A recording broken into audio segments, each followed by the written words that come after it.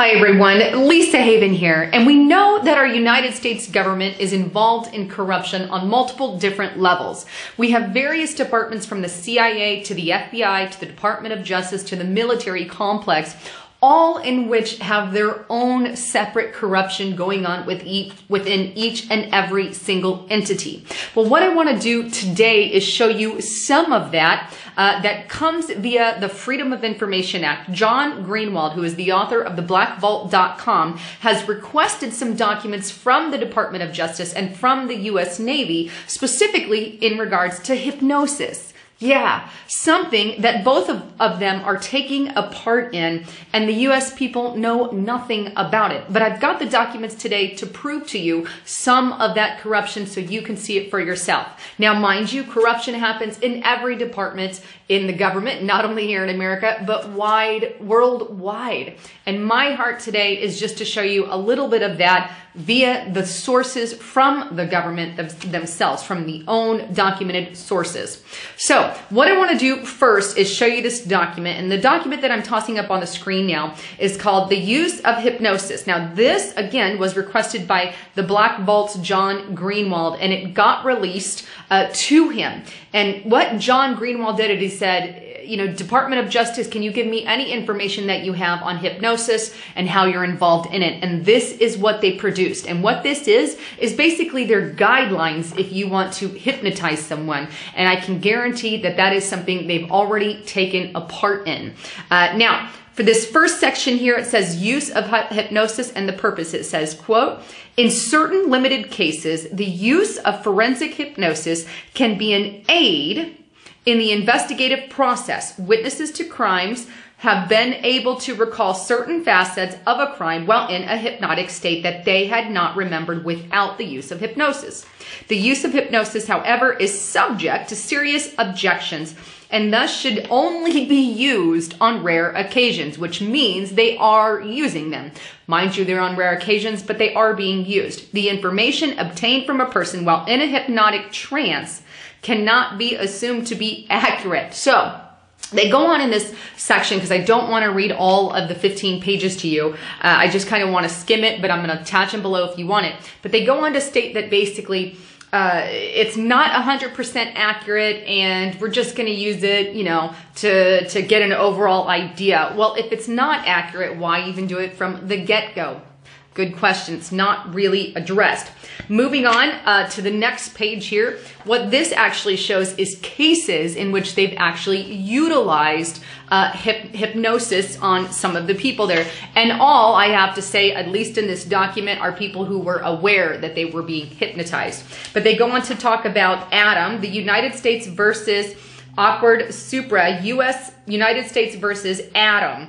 That was one in which they actually used hypnosis. On the next page, we have McQueen versus Garrison and Borowick. Those are other ones in which they actually utilized it as well. Moving on to the next page here, you say hypnosis of a prosecution witness. Now, all this says is hypnosis of a witness should not be employed unless there is clear need for additional information, and it appears that hypnosis can be used in aiding the witness to recall information. A witness should never be hypnotized unless a witness gives written consent, and the witness should always be given the explanation of the nature of hypnosis before being hypnotized. And they also want it videotaped and transcribed and all of that as well. The following page goes on to give you another one where they hypnotized a defendant. And the disclosure of hypnotism, they said if a witness has been hypnotized prior to trial, it needs to be disclosed in court. Again, what these are just a breakdown of the rules and regulations of how they handle hypnosis, and then a few examples of the cases that they've done. But it goes on to the expert witness. Now, the last part here is factors to consider prior to the use of hypnosis. They say, okay, well, you can't hypnotize this person unless, and here are the rules, you have the name of the person to be hypnotized. You'd think they'd have that, but the reason why they're requesting hypnotism, the fact that the person to be hypnotized is not a suspect or potential defendant in this or any related criminal investigation, whether the person is a minor, The fact that the person to be hypnotized has consented to undergo the hypnosis, which means they have to give their permission, the name of the individual who is going to be giving the hypnosis, and the qualifications to induce it. Is it somebody who has a record and knows what they're doing? And at the final page here, they actually reference additional resources. And I want to take you to that one also, because if you look down towards the middle of the page, it says hypnosis, the FBI's team approach, and the FBI guidelines for use of hypnosis. So just in that section alone, it also proves that the FBI is taking part of hypnosis as well. So far, we've got the DOJ, the FBI, and now we also have the United States Navy. And it's not, well, let me get to the Navy and then I'll get to that.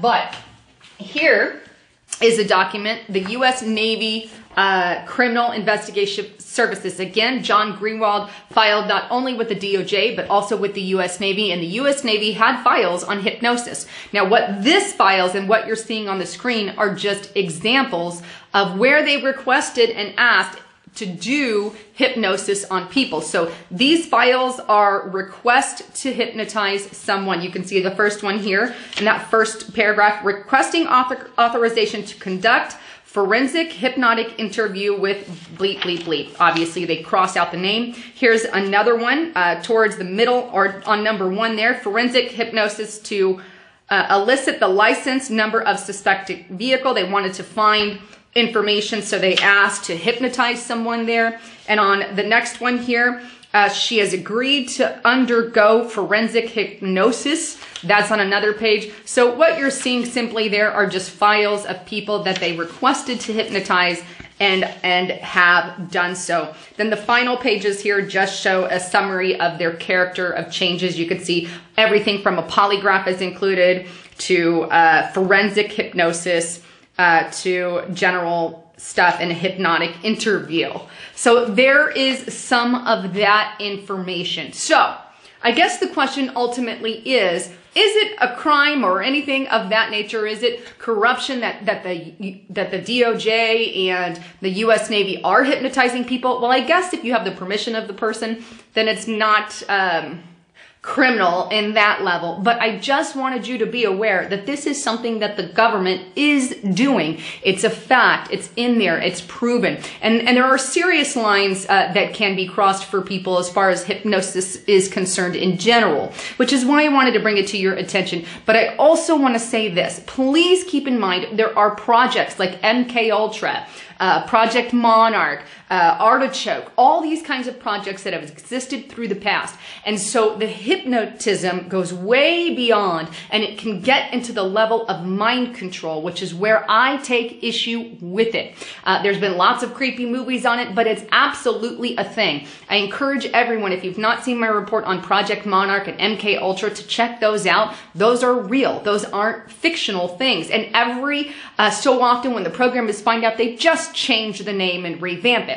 Well, I can tell you that hypnotism is part of that program. So it's very easy to get into the brain of someone and cross that criminality line. So yes, I take issue with brainwashing techniques of people. And while you can claim that, hey, this is just to find information on a forensic level, well, yes, but who's to say that line won't be crossed? I guess ultimately that decision is the person who's being hypnotized.